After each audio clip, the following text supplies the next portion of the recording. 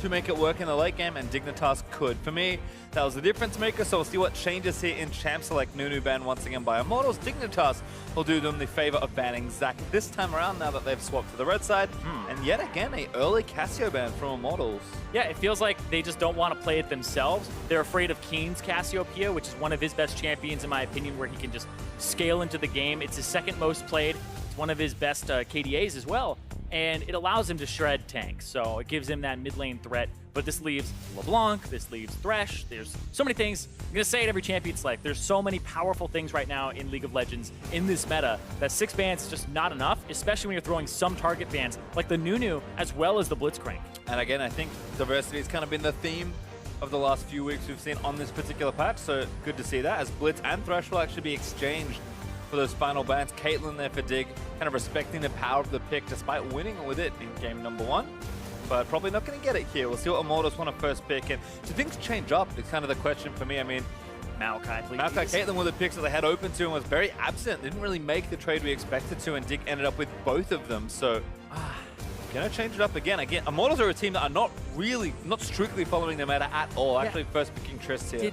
Did Dignitas figure them out? I feel like that's actually incredibly strange, because I'm looking at the picks for both Flame and Xmithie. Maokai has only been played one time between the two players, and the Maokai was for Xmithie. It didn't win, and he didn't have a good performance on it. So the question is he like kind of leaning on Jarvan for that? Is he leaning on the Cho'Gath top lane? Because Maokai is easy to pick up and should be seeing play and high priority, and I think Dignitas are onto that. They now look like they're going to run a Sivir tank comp.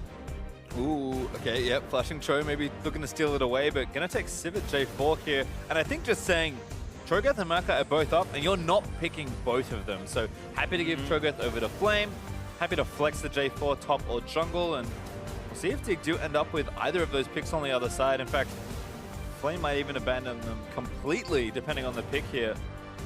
See exactly what gets opened up. But Dig, like you said, I think really understanding that there's just not been very many Maokai picks at all for Immortals. And in fact, we're going to miss one here. Shen and Taliyah picked up for Immortals. Yep, and now you can't really pick the Maokai without having at least a J4 or Maokai matchup into Shen, both of which are not incredibly favorable for those guys.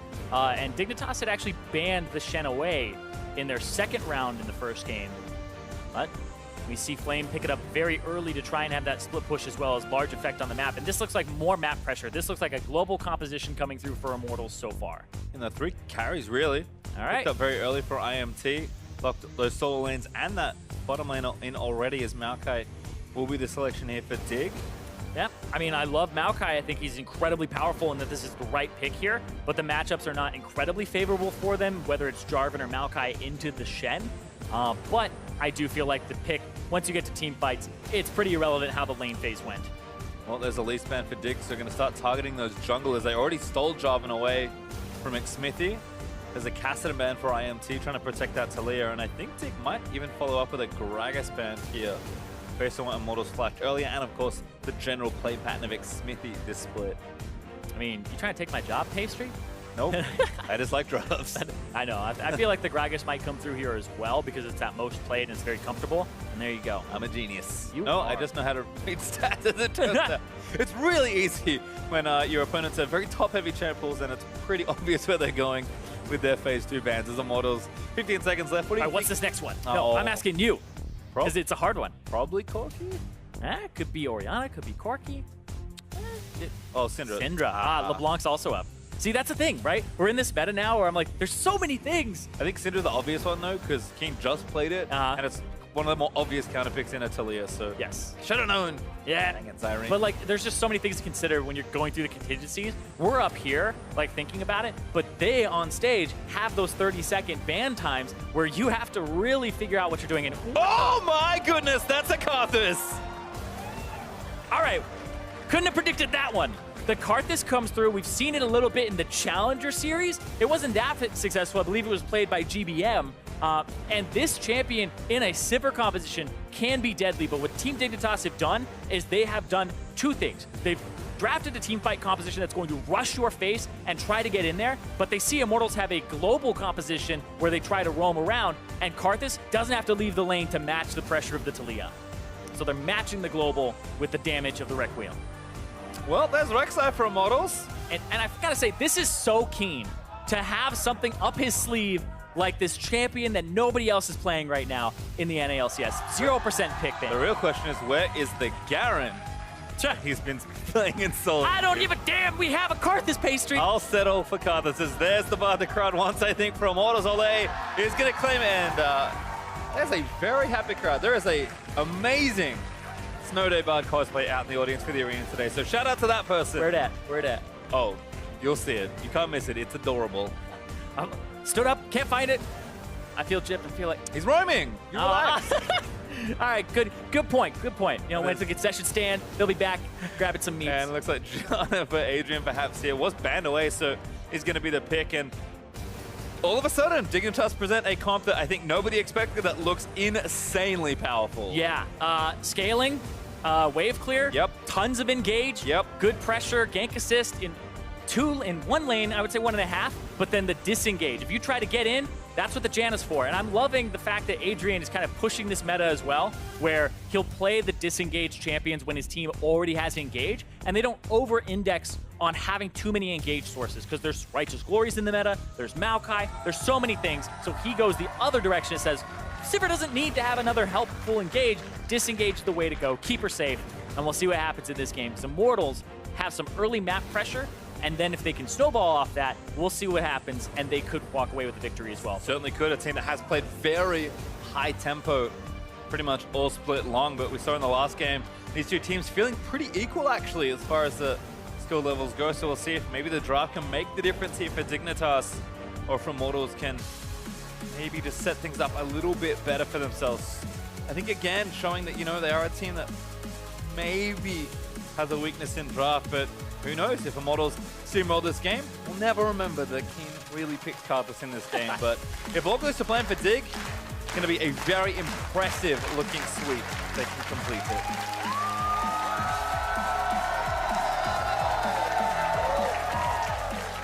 All right, lining things up. Dig the game. Dig up a game. I want to see what's going on now, because there's a lot to talk about here as we move into game number 2. Keen's Karthus. I do not remember the last time I even saw Karthus in the NALCS, let alone the last time Keen played it, if he's ever played it in his professional career. I don't believe so. The last time I saw Karthus was GBM playing it earlier this week in the finals of the Challenger Series, the last NACS broadcast ever, rest in peace. But I also saw, you know, before when Piglet played it back in relegations. Ah, so you're telling me it hasn't been a while. seen in the LCS for a little while? It's been a while. It's been a hot minute. Alrighty, well, Ollie just going to chime out. Hang with the meeps. Adrian just zipping back and forth. Pretty defensive bot lane there for Dig, but I mean, we've talked about how consistent Altec and Adrian have been. These are the kind of lanes that you can very effortlessly glide through the lane with. There's that kitten. Does not find it Smithy. But does actually proc that there. So with Shrimp, I think actually changing a jungle start potentially. Hard to say exactly where he wanted to start, but at least got some reconnaissance done with that sapling. Yeah. You place your first sapling because they only last 30 seconds in the river, so nobody invades. And then at 1 minute and 10 seconds or 12 seconds, you start placing them in the brush for your camps.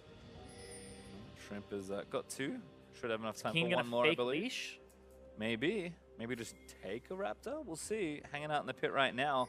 They group up really quickly. I'm pretty sure it's difficult as Karthus to actually take a Raptor early. We'll see if he throws a Q over the wall or anything. Put a ward down, I guess, so that seems to be the thing. There is a ward for Flame, though, into that red buff. He walked over for that, so has pretty good information. And Smith did start the Raptors, so different jungle paths this time around, although starting on the same side. Yep. And we'll see what happens because Smithy will go to his buff. And then you can do a Krug level 3 and back or gank. Lots of different routes you can go for here. Well, see how this bottom lane develops. Certainly expecting Whoa. Cody and Ole to kind of have the advantage early, but that is as even as it can get, Zyrene. Which I don't think we would have predicted coming into game 1 of this series. I feel like there's a lot of hype behind Dignitas with their change to the roster. And Immortals, well, even though they've been the #1 team, I feel like a lot of fans are still unconvinced and still have, like, you know, the fact that they haven't been proven season after season, like some of the other top teams have been. Probo's actually roaming up. Shrimp was spotted on his red, but No follow up there. Might take the Raptors here for Xmithy. Xmithy actually went them out. EXP Quint into Raptors, and now he's tracking Shrimp in the jungle. He doesn't know the HP, but he's going to go in. Yep. He's going to find him at half. A lot of damage done already. Rek'Sai might be able to get something done here. Shrimp going to flash Xmithy. He does follow, but Shrimp too far away. Yeah, if he had the full Fury there and got the E off, it may have possibly been a kill. Oh, just barely misses, doesn't stop the back there, so that's actually going to be okay for Shrimp as he backs, gets himself a Ruby Crystal. And he'll start to ward up, but he will lose his Raptors. He's going to be able to take that down at least. He's going to unburrow and has Smite, so we'll get this camp very quickly. In fact, not even going to need to use the Smite here. Yeah, and now they get to kind of track him because they they go for the Raptors. Xmithy has a full top side to clear, and the only camp for Shrimp to clear that is even remotely worth anything is this Gromp, and then maybe his Wolves in a few minutes here because Xmithy's going to have a lot to actually go after, and Shrimp's going to be behind. I think when you think of all these things about jungle piloting, it's not just that like you took something away from the enemy jungle necessarily, but now you have so much information. I mean, Ole is going to ward this and try and take it. Good smite from Shrimp to secure it, but IMT, if nothing else, even if Ole hadn't roamed up, would have had the information. Exactly. Information is incredibly important. It's not always easy to appreciate from a spectator point of view, of course, but the fact that he had taken both the Krugs and the Raptors means there's nothing on the top side to actually go for. So Shrimp, 100% bottom side of the map in the next few minutes, and they just play around. Oh, there's a flame on to Someday who didn't mention it, but did take the J4 instead of the Maokai. I think that kind of makes sense. It's probably the best of your bad matchups there in the 1v1. Oh, Xmithy tracking Shrimp, who doesn't have flash. Shrimp might be dead to rights Might here. not have been paying attention. Going to W away under the Unraveled Earth, but now moved back into it by Pobelta. No flash, remember, from Shrimp. So Xmithy looking to follow up. He's Pobelta. He's a little bit more. He flash Qs, and there is first blood for Immortals mid laner. And Xmithy, seeing the gank coming, knows that there's no camps on the top side to do, and says, if you're going for anything, you're going for a gank, and the mid lane is a little bit better for him to go after than that bottom side. Dive Look time. at this, Ole. He ignited already. Kill. That's great from Ole. There's Pobelta's second kill. And Xmithy doesn't drop to the turret either, and they all get out. And that's that high tempo we were talking about, this early game, this pick, this roam that they can actually execute on, whereas Dignitas want to scale. Dignitas want the game to be as even as possible going into the mid game. Well, 1,300 gold up from Immortals is not even in this early game. Great early pressure as we'll watch this one again. Yeah, such a great tracking there as well from Xmithy. This sets up the whole thing. Pobelter holds his W until after Twisted Advance, and that makes the difference there. But blows the flash to reposition to the side, and then immediately Ole teams up with the jungler. There was that video that was on Reddit, and all about how Ole's getting high in solo queue, and it's mostly that he teams up with the jungler and roams. He's almost like a second jungler in terms of pressure. Cody Sun gets left to all by his lonesome. Just a kind of 1v2, but like, what's a Janna gonna do? Right? Janna's not gonna help kill the AD carry. So Cody Sun just plays safe and waits for Ole to return. Yeah, and still actually ahead in CS, so really not a huge problem there for Cody on the Trist, who's also gonna get scaling up. Yeah, all the lanes are winning right now for Immortals, and you have the winning jungle matchup, so they're in a very good position to just start a snowball, which you should be doing against this composition. They do have some late game insurance, though. Of course, Tristana, no slouch when it comes to scaling. But you have to make sure that as you enter this mid game that you're as far ahead as you possibly can be, because this Karthus, I mean, if you hit mid game and Karthus hits those level 6s, and something happens in the side lane, he starts getting kills, it can actually get pretty out of control. Yeah, I can see that this is Frogger. the first time playing it in the LCS. It was last spring actually, Frogger. Last week. But a really nice wall from Pobelta may actually not be enough. Shrimp gonna get executed is certainly enough in the 2v2. And Ole's here first too. Ole reinforces from the side just to give him some safety and an exit route. Who's fast as Irene? The move speed champion or the one that can go through walls? Pretty sure the one that goes through walls. Correct. And there's Bard able to get the roam done nice and quickly. I realized it was Kane who does both. Yeah. Someday and Flame still battling. Flame just going to trade back and forth. But now Someday's in a pickle because he has to actually look to ward. Flame has taunt in 2 seconds and then pass through. He's pinging Kane. Help me! What is going on? Flame gets the taunt. Fight over the honey fruit. Oh no, the crab's taking one. Flame Someday's out of there though. Not foiled by the Scuttle Crab, but Someday gets out. Yeah, relatively easily. It's the winning top lane matchup, and the Shen pick early on, knowing that, the Jarvan and the Maokai were something that they wanted to pick up after the Jarvan was shown. And it has pretty good matchups into both of them. And you can see Flame, looks like he's going for an early Tiamat as well after his Ninja Tabi. So, gonna try to go for pressure, and it's all about winning lanes for Immortals right now. Yep. Trying to win these lanes to continue pushing and get early objectives and control of that jungle, because they're trying to punish Shrimp. And look, Flame very well, has become a much more versatile player than the very early days in his career as a carry top laner, but he still wants to win lane whenever given the opportunity, so he's going to work towards that. Yeah, That team out right. I feel like everybody talks about League of Legends as a team game, and it absolutely is. But there's one aspect you always have to think about is your team can do more when you're winning lane. If you have a losing lane, you need your team to help you, or you need to kind of just help them by keeping somebody occupied. When you have a winning lane, you get more options. So the draft is always important because it helps just set up the whole kind of the starting foundation of how the game is going to go. And then junglers and supports kind of upset it, and mechanics and outplays will also get you whatever edge.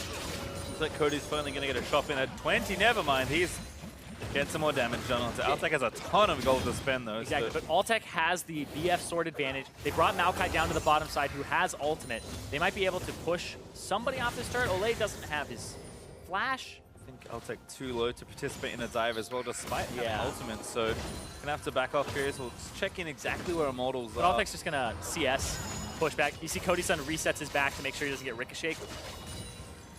And stays again because he's like, I want this farm. Shrimp wasting time though, which is nice as someday roam down the mid lane, gonna get spotted.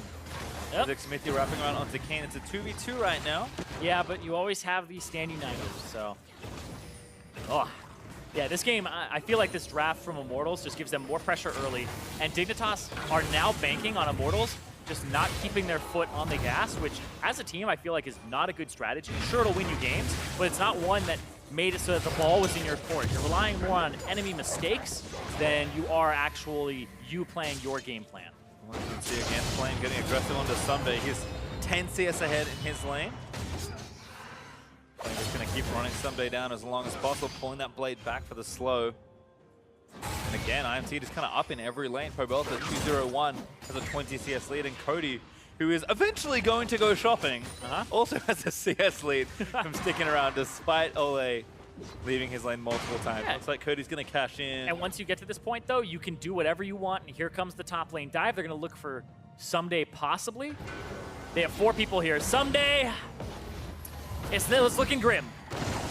Well, he's going to try and get his way out, but Ole's going to flash slow him down. Ignites through. There's a knock-up, and Pobelta. Kill number 3. Yep, that's the flash and the ignite from Ole. Question is, do they push faster? I don't believe so. It's going to be very close here between the two. Top lane, oh, actually, no, they had way more bottom lane turret damage. That's going to be Dig getting first turret. And Cody, I mean, just kind of had to find a time to back, which felt a little awkward. He finally brought up, but all that pressure does give Dig that first turret. Gold Immortals will answer shortly after, so not a huge loss. But Dig actually up in tempo, going to start this Cloud Drake here on the bottom half of the map. Yeah, and it's going to be traded for the Rift Herald. Cloud Drake for Rift Herald. If Rift Herald can break that mid turret, you're in a good spot. But I actually feel like Karthus is okay losing that mid turret. Like, from a perspective of against the Talia who can roam and now threaten all the side lanes, Karthus, you want that spell penetration, you want to just scale a little bit in that mid game, and if you have to sacrifice your turret, then that's all right. You can just farm a little bit further back.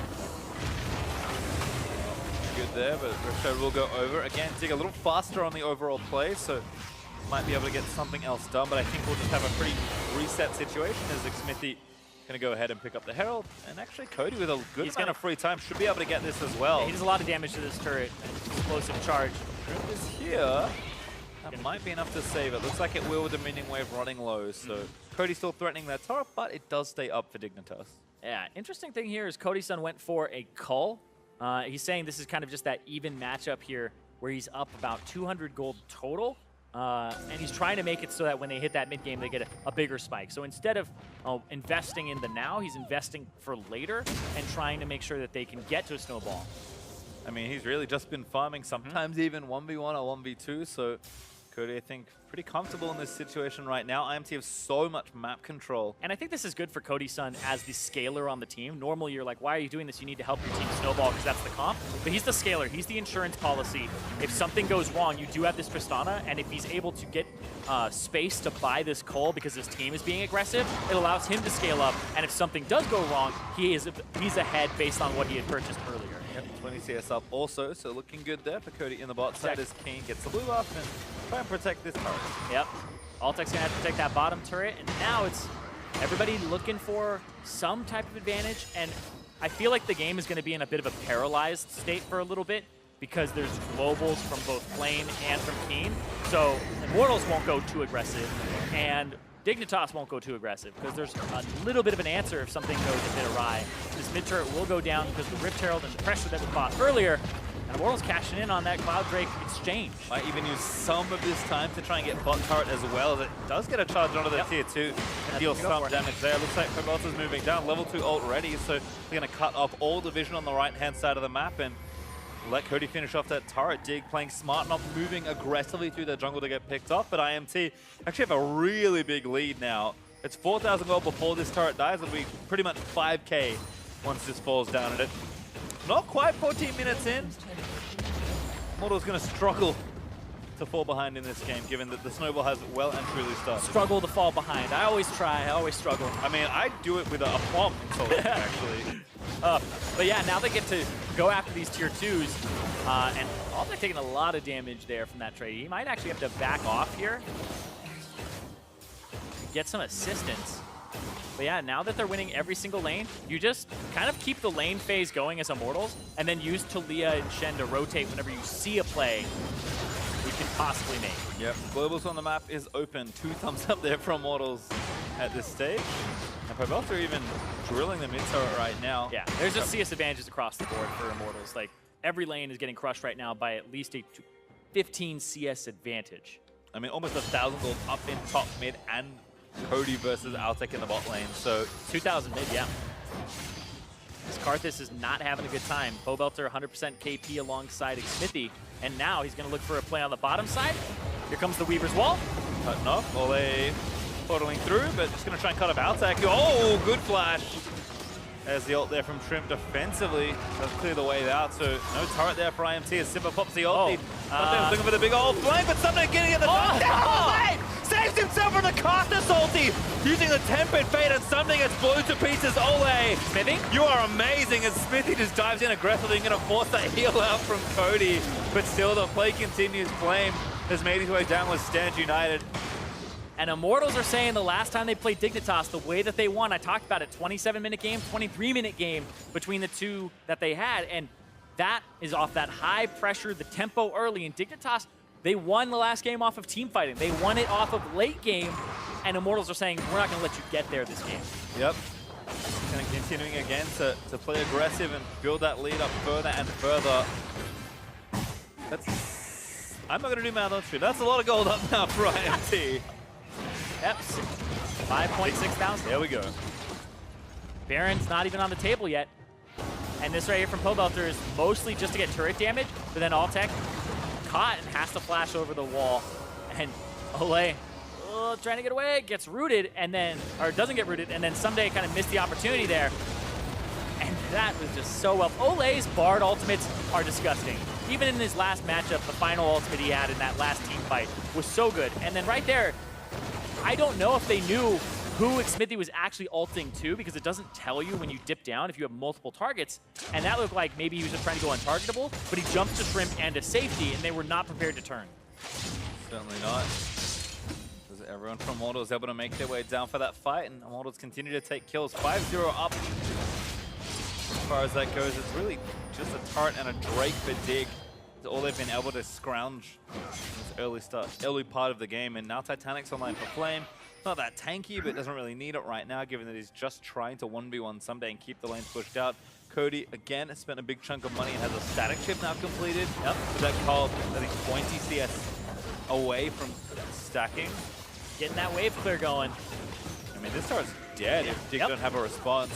Yeah, if Dig didn't play a defensive composition before the Maokai actually gets to an engage point. And you get all the pressure as Immortals, who drafted incredibly well. So honestly, huge props to Song for this draft, because Dignitas felt the need to take the Jarvan away very early on and drafted for an engaged competition. And now they've been able to play completely around it and shut down Shrimp. Yeah, and again, every lane just kind of sticking here for Immortals, and it's continuing to get further and further ahead. Pobelter is approaching 50 CS ahead, and he's already got 2 pen items plus the Morello. IMT just going to rotate around, look to keep taking turrets. They've got 4 already. Going to try and make it 5, but there's the wall from Pobelter, and that's an easy feed. And this is why Taliyah, I forgot who said it in an interview, where it was like, they had Taliyah, they had an advantage. You should be able to just keep getting turrets with the Weaver's Wall over and over again. Like, there's no excuse for not using the Weaver's Wall to get turrets like that from a diagonal angle and forcing people off, because you section fights incredibly well. If you want to play Taliyah at a high level, you just go in the practice pool, get yourself to level 6, figure out when you approach side lanes how you can get walls in, and then give yourself level 11, extend the range of the wall, and then figure out your mid-game walls. And Pobelter just has all of this down. Yeah, very well practiced on this champion. As the second Drake goes over to Immortals, equalizing the clouds, as the next one will be Infernal. Certainly something nice for IMT as they're looking to scale up into the game, but not going to need it right now. Almost 19 minutes in, and that gold lead is continuing to grow. Almost 8,000 gold up for IMT. Yeah, you win that early game in multiple lanes and just start winning the entire map. And when it's on something like a roamer, like the Taliyah, who got those 3 early kills and that 1 assist, then the whole map is afraid of this pressure, and you lose your mid turret. Karthus can play defensive and try to get to a point where he has those penetration items, but it's just too high of a tempo here for Dignitas to match. And I think for me, the biggest indicator of just how straightforward this game feels for Immortals is Cody is just continually stockpiling like 1,500 to 2,000 gold before shopping. He is just hanging out on side lanes, taking farm, and just, he knows, you know what? If I need to be somewhere, I will. But my team is winning so heavily everywhere else on the map that I'm just going to keep farming. Yeah, he's 2 levels up. He's got 2,000 gold almost in the bank here. His Cull just cashed in. He's ready for his Infinity Edge. Like, why not keep the pressure up? I feel like he backs here, you reset, maybe look for Baron, Don't trust Cody. I actually feel like the way that Dig gets back in this game is off of a Baron fight. I feel like if you're Immortals, you only go for a Baron if you have absolute vision and you've made some picks and they're trying to make some down. Starting to the wall. No, not quite. Shrimp with the defensive ultimate as Adrian taking a little bit of heat. That's a long wall. They're like, get away, stay away. I was waiting for Ole to snag someone into the Weaver's Wall for some ultimate Taliyah combos, but instead IMT is continuing to siege, and Keen is trying to find a flank here on the Karthus, but Xmithie going to chase him away. Might even get good damage done here as Keen actually firing back. Does do good damage with the Karthus right now. Sunday also looking for the flank. He committed his TP as Xmithie could have been caught here, but able to tunnel back towards the Baron. Altek and Adrian still getting zoned by Pobelter and Ole, and Immortals commit a couple of things here and there. Don't get too much out of it, but really not a risk at all for them at this stage. And this game has been so much about the lanes that Flame has only had to ulti 1 time this game, and that was that bottom lane team fight. That was it. Otherwise, nobody's made many moves. I believe Keen has also only used his ultimate once, and Shrimp, put him on the Barbie. The tank disappears. As I doesn't have too many items right there. Cinderhawk and some Locket Putts for Shrimp means that he is going to melt even to the magic damage dealer. Cody. I still can't believe he did that. Cody. Still looking to siege up this top side turret. Again, happy to just sit on a large amount of gold, but just doesn't need to be off the map. Immortals know they've got all the pressure. Might as well continue it. And Shrimp, who's trying to clear some vision, Ole says no. Yeah, as a jungler, it's the worst feeling because it's a team game. Your team has been losing lanes. You got punished incredibly early after the flash and the invade from the Rek'Sai. So Shrimp hasn't been able to really play League of Legends. He's playing I would say it's farm simulator, but like there's a ton of people in your field and they're trying to beat you up. So I'm taking all your crops. You can't get anything. Get invaded, yeah. I mean, like, that's the thing is when you're playing jungle and taking your camps is kind of a thing that you can look around the map. You can just like hit F1 through 5 and like check your lanes. But when it gets to the point where you're farming your jungle and you have to like look everywhere, pull your camps into brush, like be incredibly paranoid about what's around, that's when jungling is just not fun at all. It feels so bad to pick up any gold. Certainly does, and IMT almost 10,000 gold ahead in this game. High roller Cody Sun has finally gone back to spend his money. He's got now an Infinity Edge to join that static shift and an extra Zeal item. So investments have certainly been paying off here for the Trip.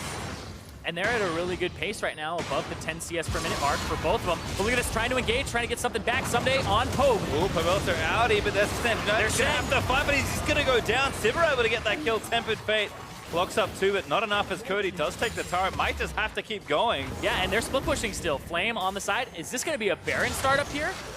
I feel like this is how they get back in the game. They use the Sivir ulti to rush down. They're trying to go for broke, trying to get something back. There's the TP. Yep, Flame comes in, already burnt the ulti to try and save Pobelter, but it did not work. Smithy is around the side, but I think Dig just have to rush it and try Adrian and ulti. They're going to go in for it. The Baron does go over to Dig and Shrimp, able to take it. Ole firing back with some Eepsa. Flames in the pit, forced to flash out. Cody just could not get in there. In fact, he's still coming back down from his split push. Yeah. Immortals might finally find some exit kills here. He has great damage. Oh, they found Cody, but someday I just don't think they're on him. Shrimp gonna try and lock him up, but Dig can't safely get in. He's still there to CC. Cody just free firing away. The Karthus ulti could be big. Not enough damage though. That's bigger than expected though, because Keen has not gotten much of the action here.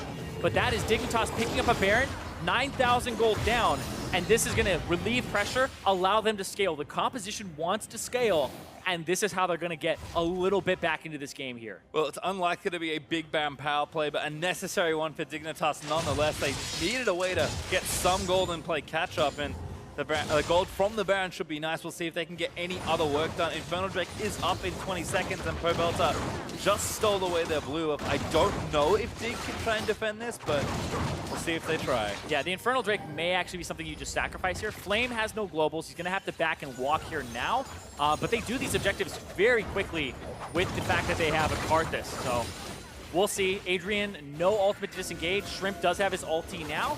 They have to start it up as soon as it spawns if they want it. And then look at that, they just do it so quickly. Xmithy's in it. Oh, actually gonna get locked up by Shrimp. No, tunnels out before the W commander. Kane locked up by Ole, but they're actually still fighting a Drake. They're gonna try and take it and book it.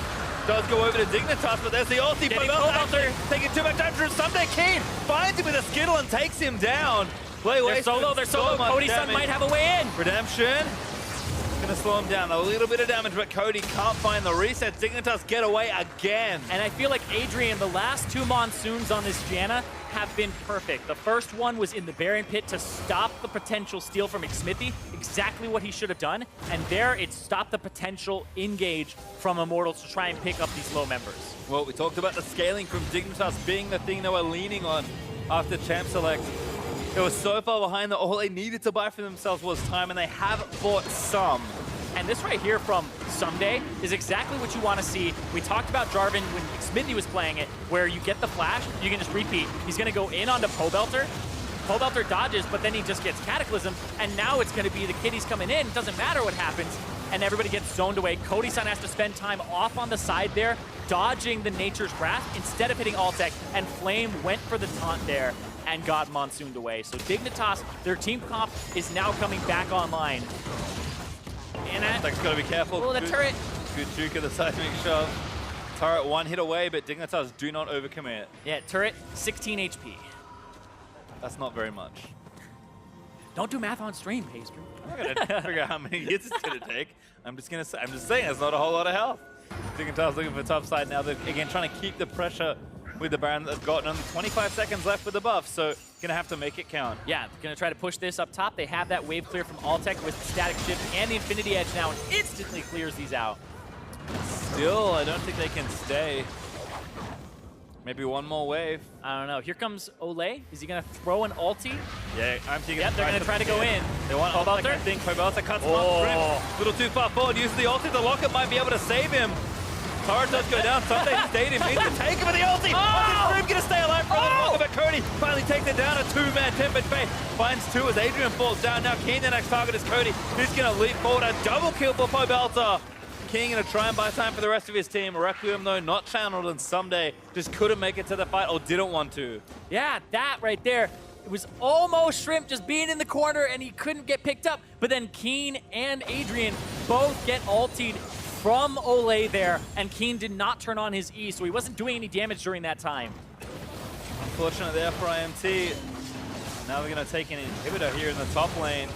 Dignitas were finding their way back into the game, but Immortals closing that door pretty quickly. Yeah, that Weaver's Wall from Pobelter, another big one to help them stay in it and ahead, very far ahead, and make sure that Dignitas doesn't rubber band back into this game. And now we have a bit of a moment to watch this replay. Yeah, and this was just a great setup. Smithy comes in right onto Shrimp, who doesn't have Flash. And then Pobelter goes for the wall. Shrimp gets in the corner, and the root comes out on Pobelter, and it's like, almost! Threaded volley just right there! Almost! And then right here, this Tempered Fate stops Adrian from channeling the heal, and Keen did not have his Eon, so he wasn't dealing damage to anybody around him. And so the Karthus wasn't able to prime people for an ultimate afterwards. Well, again, Dig finds something back that Immortals have to keep the game firmly in their control. So they're going to try and shove down a little bit more here as Pobelter is working bot side. We've got the rest of IMT here in mid. I like the pickups here from the members of Immortals. We have the Hex Drinker for Cody Sun to make sure that the Karthus ultimate does less damage and that it isn't guaranteed to take him to half HP every time. Someday back in again, but gets out pretty quickly. And Dignitas like, kind of getting to the point where their comp's really scaling up. 3 items there for Altec. He needs a lot more, actually, and Sunday's kind of tanky. Oh, whoa. Oh, Someday hit his Gargoyle Stoneplate by accident there. Well, from memory, that's a 90-second cooldown, so gonna have to wait. Yeah, I feel like he was trying to use Corrupting Potion there and accidentally hit the wrong one, so he doesn't have that big Jarvan tanky teamfight item for him, because you want to go in, blow your Cataclysm, and then just stay on top of the person. But you also want to use your ulti on somebody, get their flash. Look at that. Oh, it's primed. Dig's saying they have to fight, though. Good ult there from Shrimp, actually going to keep everybody else out, but Shrimp maybe just taking too much damage. Smithy, he's going to be kept alive as Cody finally takes down the tank. Keen going in, he's going to make it happen. Requiem going to get channeled. I don't know if he's going to get any kills here. How much damage? Not nearly enough. Cody loses nothing with that Hex Drinker, and Smithy just a bit too tanky. Yeah, Smithy has a lot of HP. He also has the most magic resist on the team now. And now Immortals get to continue. The wave clear is just Altec right now. You're going to have to rely on something like a flash engage from Flame, who's off on the side and can't threaten that. But the range from the rapid fire cannon Tristana, you always have to respect it. Yeah, minions also streaming into that top half as well. Super minions already there as Whoa! Flame. Wow! He's gonna try and get Someday. Altec takes the away. I assume a Ricochet killed him. And Flame actually just has to get out. Dignitas still defending this turret as Someday is on super minion duty. IMT, they will be able to crack it. Flame gonna tank it. Needs a little bit more. They actually can't take it. Dignitas hold on to their turret. Ole got picked up there by, I believe, the Boomerang Blade, but the thing that cracked me up is Someday gets hit by the Buster Shot and goes off to the side as he uses his Flag and Drag. So it kind of looks like he makes an L shape off the... Woo! I love those things. Well, what? Oh, it's Fast Baron, Dignitas. No time to talk about anything funny. They're at it again. Take Baron. TV in from Someday. Ooh. 5K. One works out. Ulti from Shrimp. Just keep them out of the pit for as long as possible. Keen. Can't get it in. Pobelter, though. He's going to get a kill on the Keen. The Baron does go over to Dignitas for the fight. I don't think Will Altec gets away. Dig, 3 members out the back of the pit. 2 for 0 in favor of Immortals, but the Dignitas once again get the Baron, and it's not a throw. They're gonna maybe give up the Infernal Drake, but I don't think they lose the game here. They'll have waves that are hard to push in. Yep. We'll see, they're trying to pressure turrets. They might try to get that bottom and the mid here. Immortals just have a big advantage here in terms of the pressure on these turrets. Just working against the clock for Dig. Immortals playing so fast still with their lead. They're able to take down this turret there in mid. Bot's also pretty available. Yeah, triple inhib. To keep that back out. And that inhib is going to fall. Top still streaming super minions in. IMT is exactly where they want to go. Going to bail out for now as Dignitas have shown no hesitation in starting some of these fights. But Dig, I think just a little too late on some of these item timings. Too far behind after that early game as IMT going to consolidate back and take this Infernal Drake. Yeah, and right now, IMT are sitting on so much gold. Pobelter has 2,000. Cody Sun has 3.5 thousand gold. Buy something. Oh my God. I don't know if we could ever track this, but how much people back average, with? no, average amount of gold Cody Sun has had before shopping in this particular game would be some pretty ludicrous number. I feel like there's a a point where there's a stat you can track where how much gold you spend on average per back. There's got to be something there because some people just have those late back timers, but this is one where he's so far ahead, but it does leave you susceptible to counter plays, right? People had to spend gold right before that, and that's how Dignitas got in on the Baron faster, is even though you have this pressure and you're pushing lanes up the entire game, you have to back eventually for items to keep your spikes up, right? And it takes a longer time for you to get back across 3/4 of the map when you're ahead than the other team to back and go 1/4 of the way. So when you're backing from that far up, the other team had already matched items much sooner and they're able to get a tempo play on the Baron. And Dignitas have identified that, and that's really great to see from them, but Immortals still just so far ahead. Yeah, I mean, if Dig have kind of any chance back into this game, I think their moment is now. Keen just picked up Void Staff. Altec's got 4 items and their top inhib respawned. Like, Immortals can't be too aggressive here, but a nice wall again from Pobelta. Yep, trying to make that bottom turret free. Dignitas just want to try and find the angle for a fight, though. And somebody just dueling Xmithie, trying to push him back. Top lane, though, Flame versus Keen. These are the 2 globals, right? Dignitas making sure they stick Keen in that top lane. Yeah, because Someday doesn't have his teleport right now. Well, we've seen what can happen if Altec can get into a fight with these items, and if they can get on Pobelter. Gonna find, again, the right target. Flame looking for the taunt, doesn't get it. Redemption out for Dig. They're on Pobelter. Someday jumps on him, he took so much damage to the root. He's gonna find it, the card that's much damage? Decent amount of damage coming out. No, the locket, great stuff there from Ole, I believe, defending the team from so much potential burst. That was double locket. That was Xmithie with a Gargoyle Snowplate, Iron Locket. He blocked 5,000 total damage with his locket so far. That's a lot. Dignitas still trying to defend though as IMT again.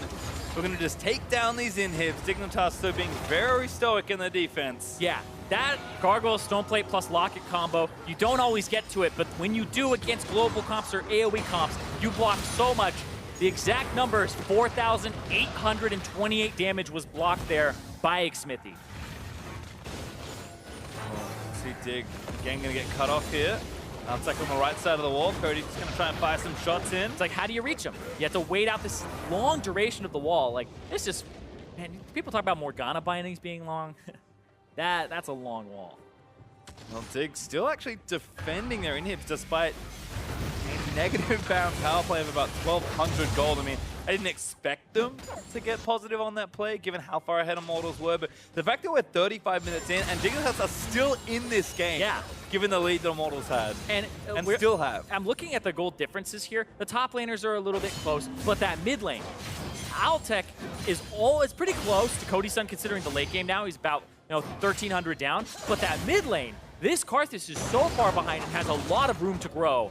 So that's what you have to worry about, is this Karthus getting those 2 extra items, because Pobelter is a whole item and a half ahead now and has 700 gold to spend. So he's pretty close to completing what I think would be a Void Staff at this point, but we'll see. Pobelter did blow his flash, so he actually has to be very careful because Someday's going to jump on him next fight. Someday is just always going after Pobelter here. If they're able to kill him, they're able to shut down a lot of the damage in the fight. Yeah, this Jarvan playing very aggressively, keeping Flame back as Immortals line up yet another push. Baron is back up in 2 minutes, but Immortals going to try and take these inhibs first at least. There's another wall from Pobelta is going to lock them out of this. And you're seeing the methodical play from Immortals try to come through here, but here comes the Nature's Grasp. Keen almost dead. Took a little too much damage. On to Pobelta! Requiem again, the locket's already burnt down, but they don't have quite enough. Altec needs to do damage. He dodged a Tepid Fate, I think, with a spell shield, but Cody, he takes down the front line. Dignitas throwing going after Keen. Then Keen, he's dead as well. Ignite down, that should be enough as Ole does pick up the kill. He will fall, but Immortals are happy to trade there. So much damage blocked again. Xmithie has blocked 8,200 damage now with his Locket. That is an insane combo in these fights. He is just trying to shut down the damage that Keen does, and it is making a big difference here. Shrimp, still not that tanky. The guy is 0-6-0. He has been bullied all game long. TP back for Flame, 2 inhibs down already, and now Someday gonna get moved back into the team. Altec gets buster shotted out of the way. Cody then jumps forward. Altec but that's a little too far forward. Flame able to take him down. And I think Dig are out of defenses at this point. Nexus start number 2 will fall, and Immortals are going to force a 3rd game. Dignitas, they tried to hold on, but the snowball was far too big. Yep, trying to kill Pobelter here, trying to get the KDA, but no! And that's going to be forcing a game 3.